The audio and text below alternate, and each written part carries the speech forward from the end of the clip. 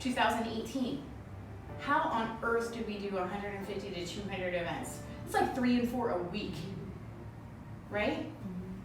And we still have the office to keep open. It's not like we could all just close and like be like event planners all day.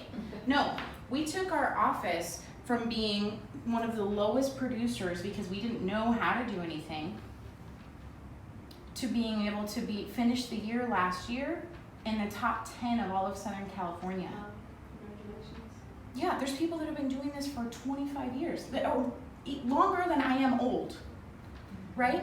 It's not because we are super amazing or we know it all, but it's because we're willing to do the hard work and we're pouring 100% of us into there and we are showing value, right? There's over 700 agents in this area of Southern California. How is this little new girl from a teeny town of El Centro that didn't even know how to do an app in the top 10? And there's people that have been doing this for their whole careers that have huge book of businesses. I started from scratch. I didn't even have a customer. I was my first customer, quite literally, right? It's not because there's anything special with us. It's because of the implementation that we had, and we continue to monitor it. And so how do you implement? Well, literally, once every 6 months, my team and I have a huge whiteboard. It's like bigger than that mirror, way bigger. In our like break room, we sit down there for at least half of the day. We put a timeline of the next 6 months and say, if we do nothing else, what are the main things that we have to see happen with our marketing efforts now into the next 6 months? What is going to give us the influx of clients that we need? How are we going to develop referral partnerships? What is it that we are going to go after? And then after we do a ton of brainstorming. So we put all of the stuff all over the board. I usually have to erase it like 3 or 4 times because we put so much stuff, right? So we put all the stuff all over the board and then we go, all of this stuff is good, but what is right? Yeah. Because we can't possibly do it all. But what are the ones that are going to give us the most impact? And then we circle them. Then we get a timeline, the next 6 months, the next year.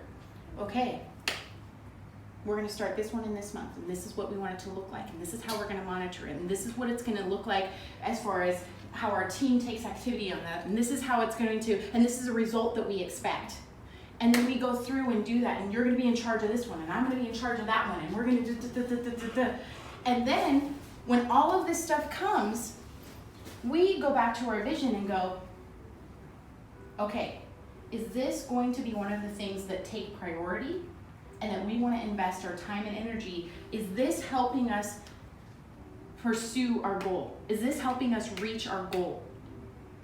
And in all reality, if it's not, thank you so much. Yeah. Okay, love you, bye. Right? But if it is, we put that on there because we know there's going to be a few things that pop up that we may have not known about, right? But in all reality, oftentimes we don't use that as our roadmap. We don't even have a roadmap, right? But oftentimes, being able to be very intentional with what it is that we say and how we position ourselves isn't enough. We have to implement and we have to follow through and continue to monitor to make sure, hey, what did we do the last week?